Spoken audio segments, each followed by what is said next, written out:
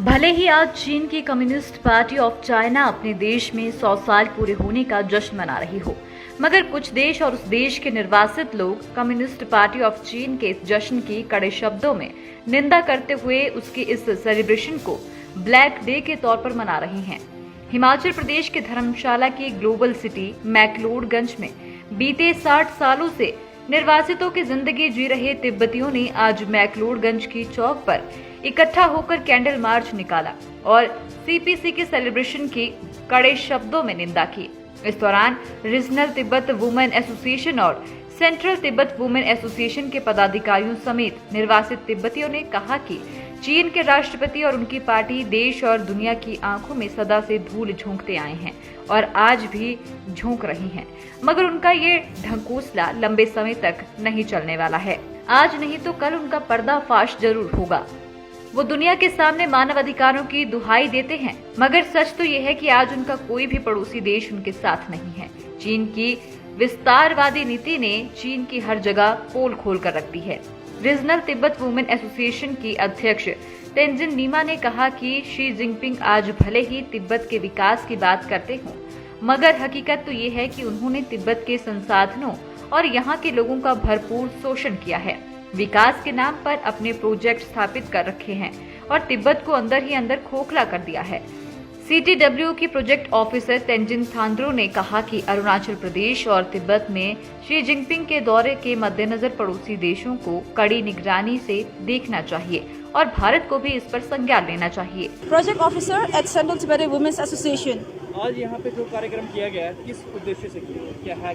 We have organized a candlelight vigil because today marks the concluding event of the CCP centenary celebration. So we are, even though they celebrate it with pride and joy, we are here to say that we do not share the same sentiment as them. Today is a black day for us, not only for us Tibetans, but also for Hong Kongers, people in Thailand and people in southern Mongolia, people in East Turkestan. And today should also be a black day for people in India because of what China is doing to India recently at the border.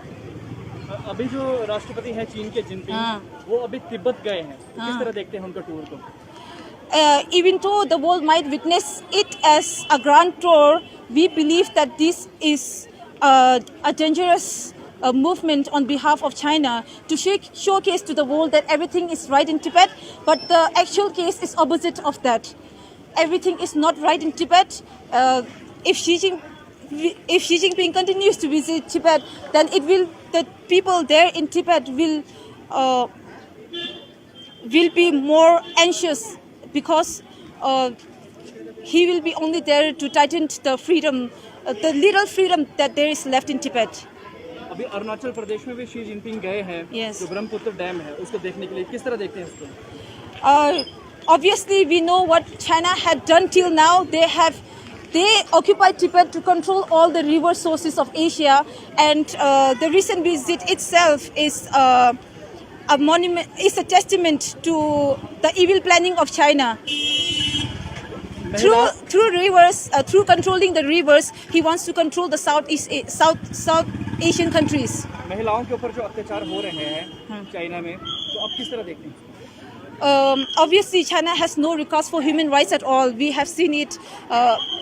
How China has treated Tibetans in Tibet, but not just in Tibet, but in in its neighboring countries. And it is time that the world must raise its voice against China, because not only of its continuing violations against women under its occupation, but also for the violations of human rights in general. Tenzin Nima. Designation regional Tibetan women association का president हूँ।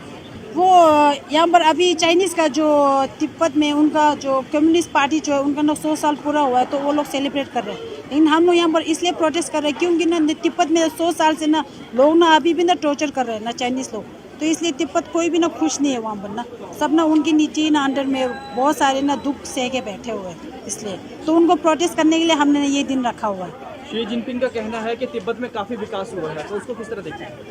बाहर से तो लोग ना देखने में तो ऐसा लग रहा है विकास हुआ, लेकिन अंदर के जो असल में जो है वो ना अभी भी वही का वही है, क्योंकि अगर आपको ना अगर देश ऐसा बनता है कि लोगों से बनता है, लेकिन लोग ही खुश नहीं है वहाँ पर। तिब्बत का देश है उनका नहीं है, लेकिन फिर भी वो ना कब्जा करके बैठे हुए हैं और ऐसे कह रहे हैं बाहर से तो बहुत खुश है, लेकिन अंदर में जो तिब्बत लोग जो सही में है वो लोग बहुत खुश सह रहे हैं वहाँ पर। शी जिनपिंग का जो तिब्बत दौरा है उसको किस तरह देखते हैं? उनका अभी वैसे बाहर से तो वो अभी दौरा जो है बाहर से तो लग रहा है वो ना तिब्बत की ना सफलता के लिए, लेकिन ना उनकी ना इंटेंशन कुछ और ही है और ना वो पूरे वर्ल्ड को ना कब्जा करने की सोच रहे हो। भारत को भी ना थोड़ा अलर्ट होना चाहिए मेरे ख्याल से कि कहीं भारत का भी ना वो काफ़ी नुकसान कर रहा है अभी से, कहीं बॉर्डर पे उनका कब्जा करने की पूरी कोशिश कर रहे हैं वो अभी चाइनीज़, इसलिए वो आगे भी और भी बुरा हो सकता है। इसलिए भारत लोगों से यही है कि वो लोग ना ज़्यादा सतर्क रहने की ज़रूरत है उनको। आप शी जिनपिंग को क्या नसीहत देना चाहेंगे?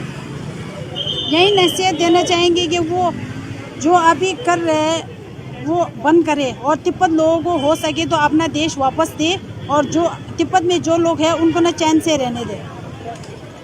लाइव टाइम्स टीवी के लिए धर्मशाला ब्यूरो की रिपोर्ट। हिमाचल की सबसे बड़ी ऑटो डीलरशिप गोयल मोटर्स में नौकरी करने का सुनहरा अवसर। सोलन, शिमला, सिरमौर और किन्नौर में चाहिए sales executive, service executive, field executive, motor mechanic और ड्राइवर। शानदार करियर संभावनाएं व इंडस्ट्री में बेहतरीन सैलरी पैकेज।